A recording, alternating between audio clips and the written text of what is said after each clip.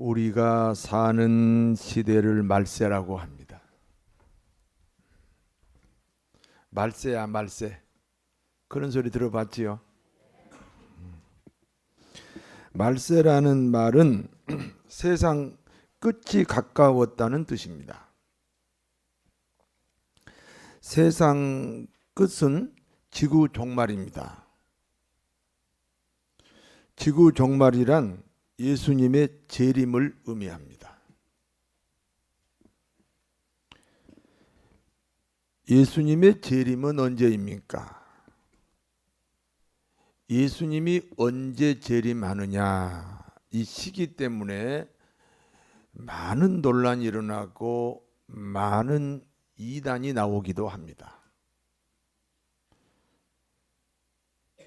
예수님의 재림이 언제 있을까요? 첫 번째는 이 세상에 복음이 다 전파되었을 때 주님이 오십니다. 복음이 전파되지 않는 곳은 이슬람권과 공산권입니다.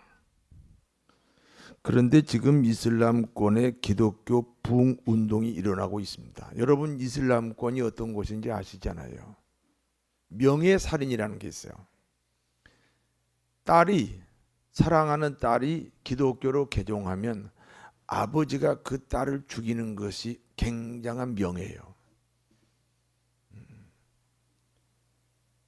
그런 그 사회에서, 그런 나라에서 지금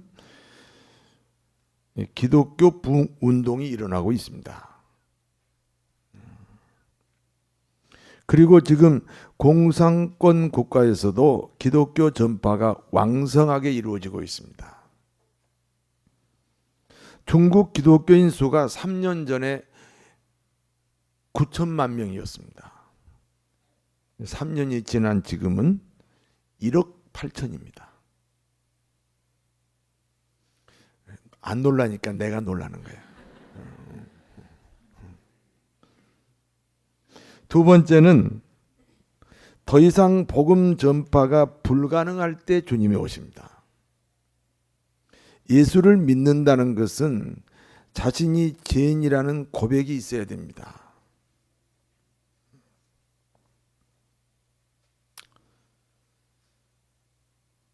여러분, 내가 죄인이라는 고백이 없어서는 절대로 예수님을 만날 수가 없어요.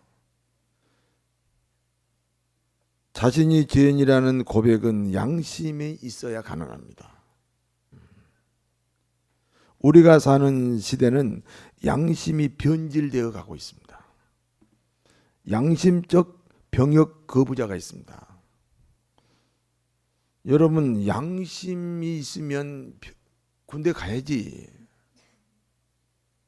그럼 군대 안 가는 게 양심이다. 이게 비양심이 양심으로 변질된 경우입니다.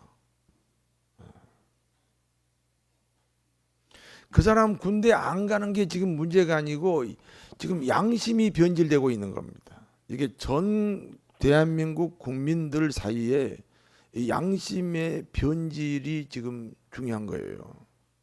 군대 가야 양심이죠. 근데 군대 안 가는 게 양심이래요. 동성결혼, 트랜스젠더 게이 등을 법으로 보호하려고 합니다. 아니, 동성결혼, 트랜스젠더 게이, 그 사람들의 사생활에 제가 간섭하고 싶지 않아요. 그런데 인권이라는 이름으로 그 양심을 변질시키고 있다는 게 문제입니다. 잘못됐는데 나는 어쩔 수 없다 그러면 괜찮아요. 그런데 그걸 법으로 정당하게 만들어버리면 이게 양심의 변질이 오는 거예요. 양심이 변질이 되면 복음 전파가 불가능해집니다. 동성결혼이 그게 죄다라고 얘기를 하면 법에 걸려버리는데 그럼 어떻게 복음이 들어가겠습니까?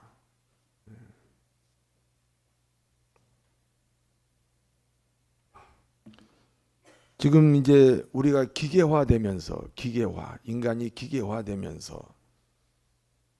앞으로는 전에도 한번 말씀드렸는데 이제는 남자가 여자하고 결혼하는 게 아니라 로봇하고 결혼해요. 이 로봇가요 어떤 인간보다 더 아름답게 만들어요. 여자도 이제 로봇 남자하고 결혼하고. 그래서 또 형이 다 있어요. 형이 남자들 잘생긴 배우들 많잖아요. 그렇지요. 그러면 뭐 배우 이름 한번 대보세요. 내가 생각이 안 나는데. 누구요? 장동건 형으로 주세요. 또 조금 좀 실증이 나면 또 송승헌 형으로 주세요. 김태희 형으로 주세요. 김혜수 형으로 주세요. 그게 여러분 강아지는요 키워보면은 팍 때려요. 그런데 삐져요? 안 삐지고 그냥 돌아서서 막 꼬리치지 않아요? 그래서 강아지를 사랑하는 거예요. 근데 로봇가 그런 거예요. 뭐 얼마나 친절한지. 막 퇴근하고 돌아오면 그냥 반가워서 막 춤을 추고 막 그런 여자하고 살아보세요. 얼마나 좋은가. 근데 그게 다 사람이 아니에요. 사람이 아니라 로봇이라고, 로봇. 이게 사람이 이제 마음이 기계같이 바뀌는 거예요. 정서가 없어지고 양심이 없어지는 거예요.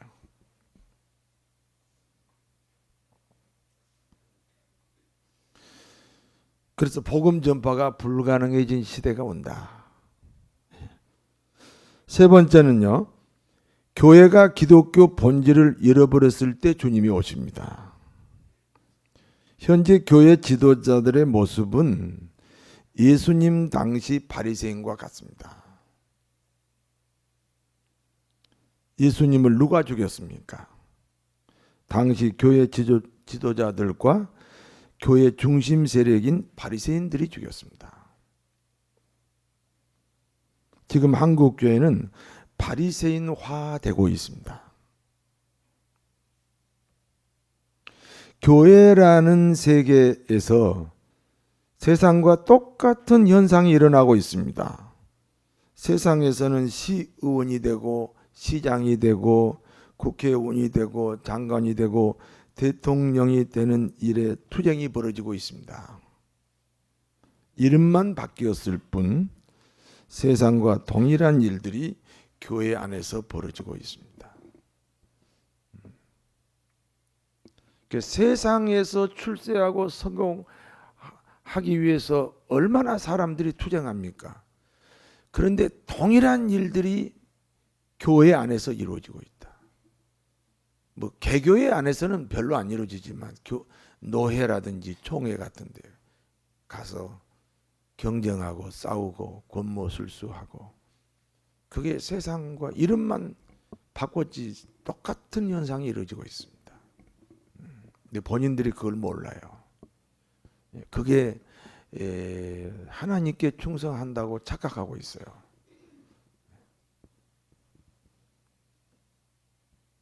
이 교회가 타락해버리면 이제 복음 전파의 보루가 무너져 버렸잖아요. 그래서 주님이 오실 수밖에 없어요. 그러므로 교회를 지키는 유일한 길은 개교회주의라고 그래요. 개교회주의. 여러분 다 예수님 믿으시잖아요. 여러분이 예수님 믿는 사람이 모이는 것을 교회라고 그래요. 교회는 교회로서 완전한 거예요.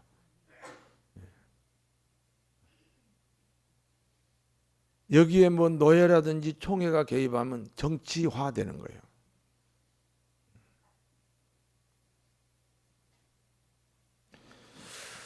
(2018년이) 가고 (2019년이) 오고 있습니다. 하나님이 성도 여러분을 축복하셔야 됩니다. 하나님이 성도 여러분을 축복하시기 위해 우리가 해야 할 일이 있습니다. 교회 본질을 잃어버리지 않는 것입니다. 교회 본질을 지키는 것입니다. 교회 본질은 영혼 구원입니다. 영혼 구원과 함께 예수 그리스도를 주인으로 모시는 일입니다. 예수 그리스도가 통치하는 2019년, 그것이 진정한 축복이 이루어지는 해가 되는 것입니다. 하나님은 기독교인들의 이름을 부를 때 두 번 부르십니다. 하나는 야곱입니다. 야곱은 개인을 말합니다. 하나님은 나 개인을 얼마나 사랑하신지 아십니까? 이 지구상에 나 하나뿐인 것처럼 나를 사랑합니다. 그때 부른 이름이 야곱입니다. 다른 하나는 이스라엘입니다. 이사야 43장 1절입니다. 같이 읽습니다. 야곱아, 너를 창조하신 여호와께서 지금 말씀하시느니라. 이스라엘아, 너를 지으신 이가 말씀하시느니라. 너는 두려워하지 말라. 내가 너를 구속하였고 내가 너를 지명하여 불렀나니 너는 내 것이라. 이스라엘은 교회입니다. 야곱 개인을 사랑하되 그 개인이 교회라는 공동체 안에 들어가야 됩니다. 야곱은 개인주의지만 이스라엘은 공동체주의입니다. 야곱은 이기주의지만 이스라엘은 이타주의입니다. 그리스도인이란 내 안에 교회가 있고 교회 안에 내가 있다는 뜻입니다. 여러분 안에 금포교회가 있어야 됩니다. 또 금포교회 안에 여러분이 있습니다. 그래서 야곱아 그리고 이스라엘아 두 번 부를 수 있어야 하나님이 축복합니다. 내 이름을 두 번 부르시는 하나님은 내 인생의 주인이 되시는 겁니다. 주님이 우리 인생의 주인이 되면 어떤 일이 있습니까? 물 가운데 지나도 물이 너를 침몰시키지 못합니다. 이사야 43장 2절 같이 읽습니다.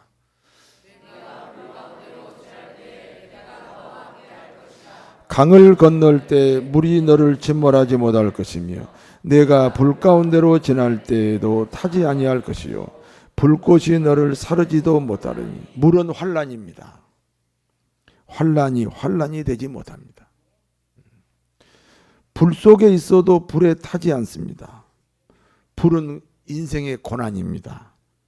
하나님이 지키면 고난이 되지 못합니다.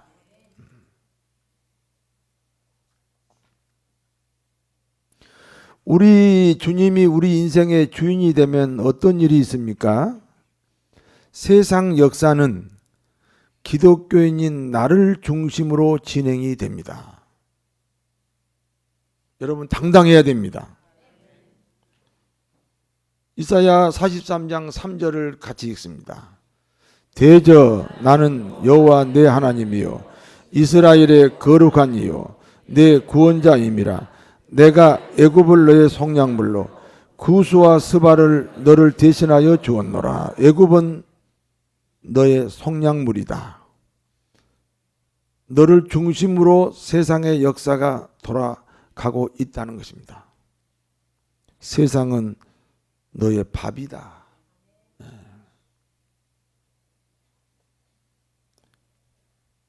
세상은 왜 존재하는가?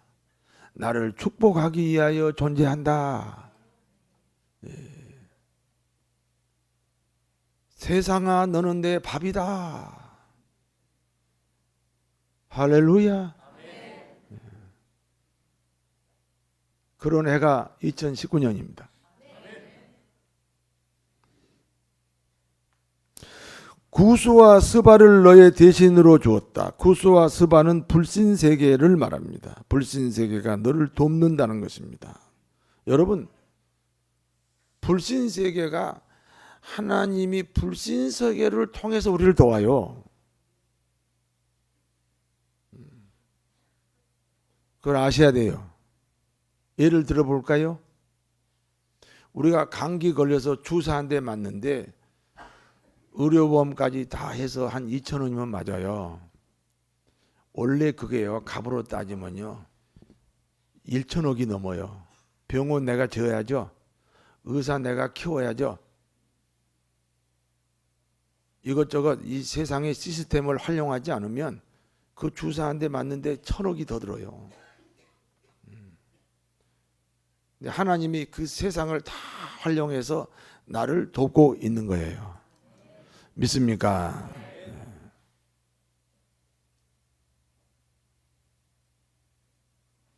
여러분, 직장이 그 불신세계가 직장 아닙니까? 거기서 돈 벌어가지고 지금 가정을 꾸리고 집도 사고 지금 예배당에 나왔잖아요. 하나님이 세상 불신세계를 다 동원해서 나를 돕고 있다는 사실을 꼭 기억하시기 바랍니다. 하나님은 우리를 보배롭고 존귀하게 여기십니다. 이사야 43장 4절을 같이 읽습니다.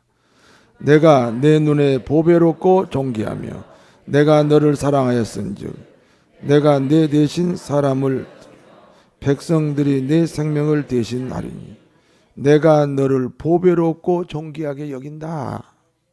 내가 너를 사랑하여 안전하게 지킨다. 그러므로 두려워하지 말라는 겁니다. 이사야 43장 5절에서 7절을 같이 봅니다. 두려워하지 말라. 내가 너와 함께하여 내 자손을 동쪽에서부터 오게 하며 서쪽에서부터 모을 것이며 내가 북쪽에서 이르기를 내놓으라. 남쪽에게 이르기를 가두어 두지 말라. 내 아들들을 먼 곳에서 이끌며 내 딸들을 땅끝에서 오게 하며 내 이름으로 불려지는 모든 자 곧 내가 내 영광을 위하여 창조한 자를 오게 하라. 그를 내가 지었고 그를 내가 만들었느니라. 하나님이 언제나 함께 하십니다. 내 자손이 동서남북으로 번창하게 됩니다. 나는 창조주 하나님이다. 내가 너를 축복하는 이유는 너를 통해 영광을 받으시려는 것이다. 여기까지가 본문의 내용입니다.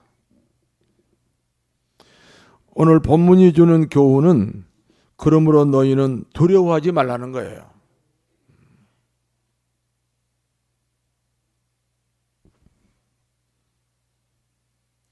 두려워하지 않는 첫 번째 비결은 과거로부터 해방입니다. 어떤 사람이 한 사람의 인격체를 형성하게 되려면 할아버지, 할머니의 영향력으로 아버지가 있고 애할머니, 애할아버지의 영향력으로 어머니가 있습니다. 그 아버지와 그 어머니의 영향력으로 내가 태어났고 성장했습니다. 유전적 성격 형성입니다. 어떤 사람이 아버지, 어머니로부터 태어난 다음에 그 사람의 유년기, 청년기, 장년기에 이르기까지의 삶의 여정이 있습니다. 부모의 영향력, 고향이라는 특수성, 친구와의 관계, 여러 유형의 환경들이 있습니다. 그 환경 때문에 생긴 성격 형성도 있습니다. 지금까지 살아오면서 기억나지 않는 모든 것은 내 인생에서 멀리 도망간 게 아니고 내 무의식 속에 있습니다. 여러분, 지금까지 살아오는 인생에서 기억나는 게 더 많아요? 기억 안 나는 게 더 많아요? 그건 도망간 게 아니고 내 무의식이라는 세계 속에 있습니다. 그 무의식 속에 숨어있는 상처들이 지금의 내게 영향력을 행사합니다. 그 무의식 속에 숨어있는 상처들이 오늘날의 나를 조정합니다. 아무리 결단하고 의지를 발동해도 70% 이상을 조정합니다. 그 상처를 치료받는 것이 과거로부터의 해방입니다.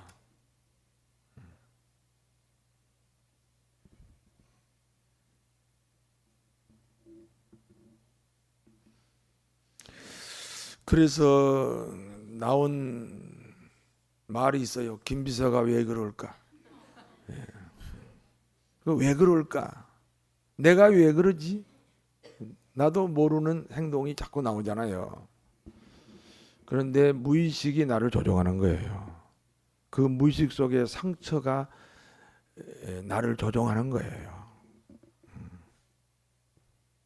그 상처를 치료받는 것이 과거로부터 해방입니다. 하나님의 말씀은 사람들의 빛입니다. 태초에 말씀이 계셨다. 이 말씀이 하나님이다. 이 말씀은 사람들의 빛이다. 오늘 말씀이 선포되고 있습니다. 여러분에게 빛이 돼야 됩니다. 빛의 역할이 뭐예요? 상대방을 드러내는 거잖아요. 오늘 말씀의 빛을 통해서 여러분이 발견돼야 됩니다. 빛은 무의식 속에 숨어있는 상처를 찾아내는 겁니다. 무의식 속에 숨어있는 상처를 찾아서 그걸 입으로 시인하는 거예요. 어떤 사람은요, 꼭 자기에게 해당되는 그 말씀이 선포되는 시간만 피해 다녀요. 그 무의식 속에 숨어있는 상처를 내가 말씀의 빛으로 발견하는 거예요. 그리고 그 사실을 입으로 시인합니다. 그러면 성령께서 오셔서 치료해 주십니다.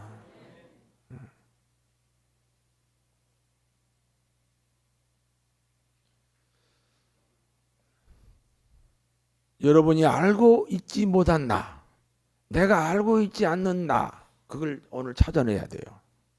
그 빛으로 그걸 발견해야 돼요. 그리고 입으로 시인하면 돼요. 그러면 성령이 치료하셔요. 치료가 이루어져야 됩니다.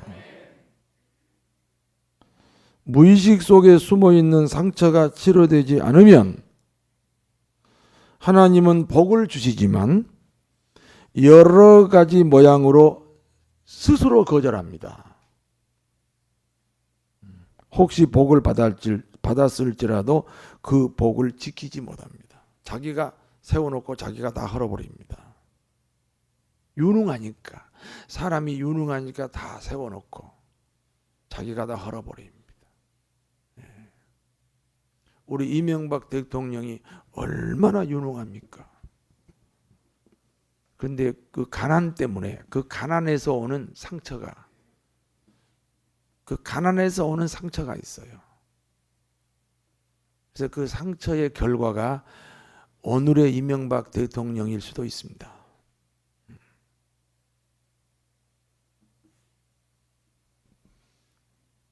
두려워하지 않는 두 번째 비결은 현재로부터 자유하는 것입니다. 요셉이라는 청년이 있습니다. 그가 꿈을 꾸었습니다. 아버지와 어머니 그리고 11명의 형제들이 자신에게 경배하는 꿈을 꾸었습니다.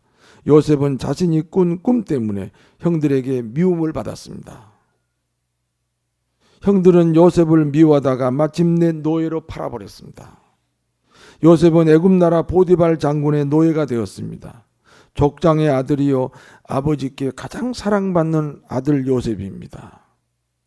일생이 행복으로, 일생이 부요로 보장되어 있는 인생인데 형들의 배신으로 한순간에 노예가 됐습니다.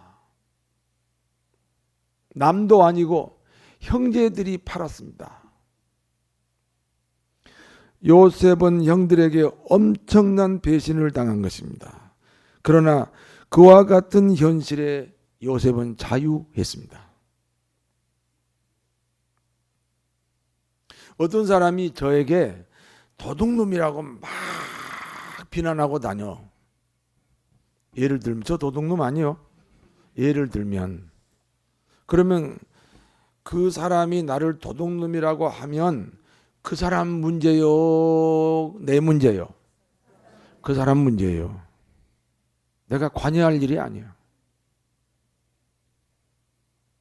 아직도 이해가 덜 되십니까? 그러면 도둑놈을 사기꾼으로 바꿔요.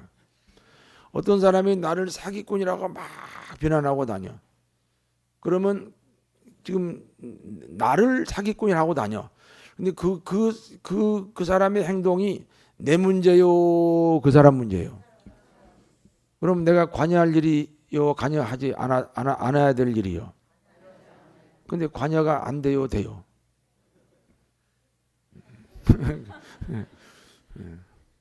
그게요, 내 문제가 아니에요. 거기다가 강을 파야 돼요. 그 사람하고 나를 분리시키는 거예요.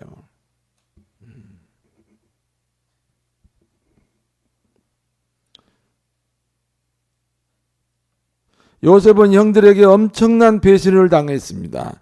그러나 그와 같은 현실에 자유했습니다.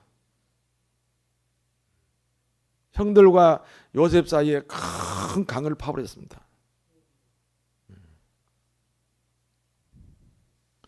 주인이 보니까 노예인데 노예 같지 않아요.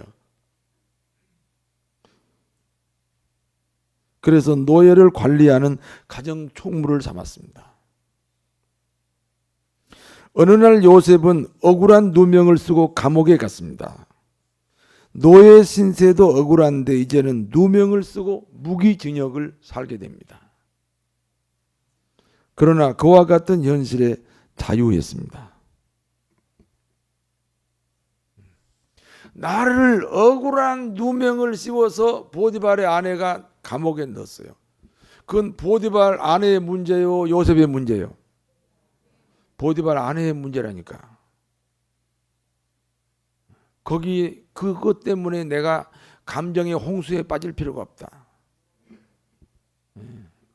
아멘 하지만 잘 안 되지요. 한번 해봐요. 2019년에는. 요셉은 그와 같은 현실에 자유했습니다. 감옥소 소장이 보니까 죄수인데 죄수 같지 않습니다. 그래서 죄수를 관리하는 감옥소 사무장으로 세웠습니다. 그 환경에서 형통한 거예요. 그 환경에서 형통하지 않으면 형통이 없어요.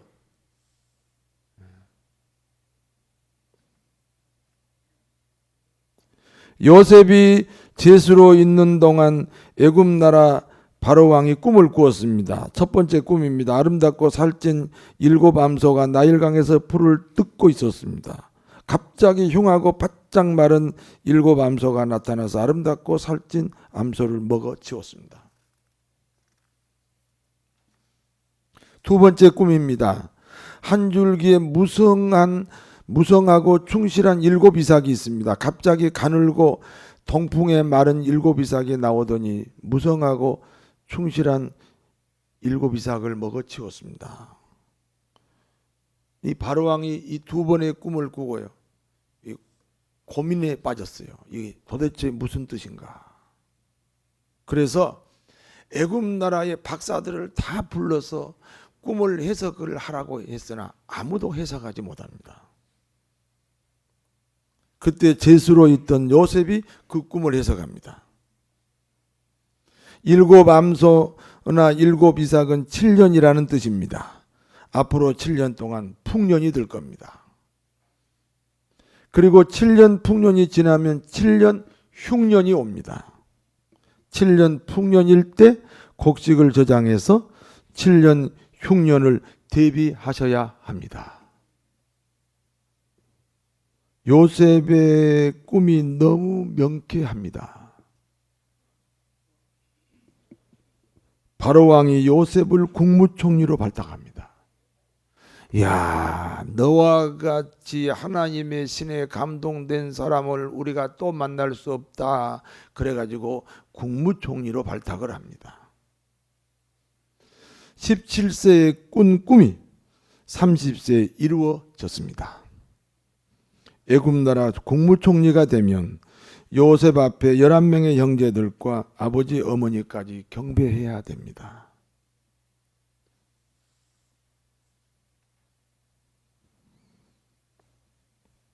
꿈이 이루어졌습니다.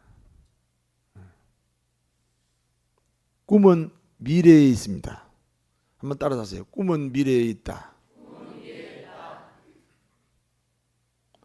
그 꿈을 붙잡기 위해 미래로 가야 됩니다. 시간이 간다고 미래로 가는 것이 아닙니다. 그건 늙어가는 겁니다. 2018년이 지나 2019년이 왔다고 미래로 가는 것이 아닙니다. 현실에 자유해야 미래로 가는 것입니다. 노예 신분인데 그 현실에 자유하고, 감옥소에 억울한 누명을 쓰고 재수로 갔는데 그 현실에 자유하니까 미래로 가는 겁니다.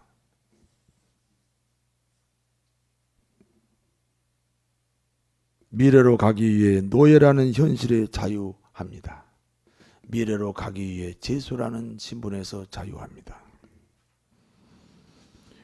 오 자유, 오 자유, 나는 자유하리라. 비록 얽매였으나 나는 이제 돌아가리. 자유 주시는 내 주님께.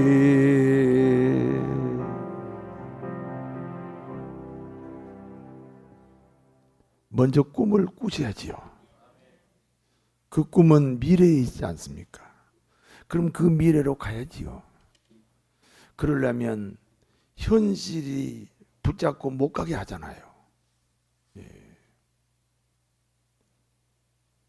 그러면 그 현실에 자유하는 길 외에는 그 꿈이 있는 미래로 갈 수 있는 방법이 없어요.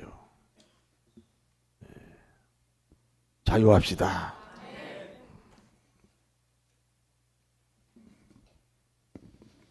2019년에는 먼저 꿈을 꾸시고 그 꿈이 꼭 이루어지도록, 어떤 환경, 어떤 형편이 왔든지 그건 하나님이 허락하신 환경이고 형편이니까 거기서 자유합시다. 요셉은 그 13년이라는 세월이 지났어요. 13년의 세월이 지나서 국무총리 된 게 아니고요.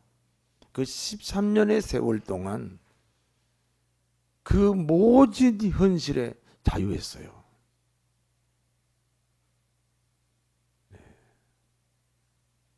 그러니까 노예가 됐잖아요. 그 노예라는 현실에서도 나름대로 형통했잖아요. 가정 총무가 됐으니까. 또 억울한 누명 쓰고 감옥 갔어요. 근데 그 감옥소에서도 또 나름대로 형통했잖아요. 그 죄수들을 관리하는 사무장이 됐으니까요. 예. 현실아, 놓아라. 나를 밧줄로 묶지 말라. 나는 간다. 나는 꿈을 향해서 간다. 2019년 그 꿈을 만나는 해가 되시기를 다시 한번 바랍니다. 숨어있는 상처를 치료받아 과거로부터 해방이 되어야 됩니다. 그 상처들이 현실에 내 발목을 잡아요. 그 치료는 오직 하나예요. 말씀이 빛이 돼서 발견된 내 모습을 시인하고 인정하는 거예요. 하나님이 치료하십니다. 성령으로 기름 부어 주십니다. 이 시간도 치료하는 시간입니다. 아무리 고달프고 받아들이기 어려운 현실이라도 자유해야 됩니다. 용서해야 됩니다. 그러면 두려움이 없어집니다.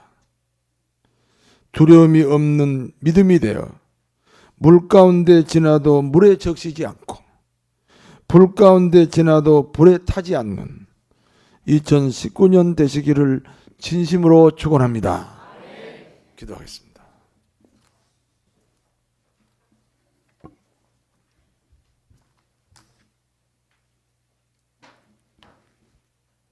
하나님은 우리를 복 주시려고 창조했고, 그런데 인간이 도망갔어요. 또 복 주시려고 예수 그리스도 아들을 죽여서 우리를 구원시켰어요. 그런데 복은 내가 거절하고 있는 거예요. 과거로부터 해방이 안 되고 현재로부터 자유를 못 해요. 주님,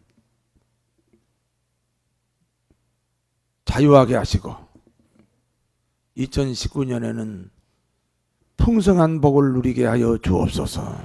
예수님 이름으로 기도하옵나이다.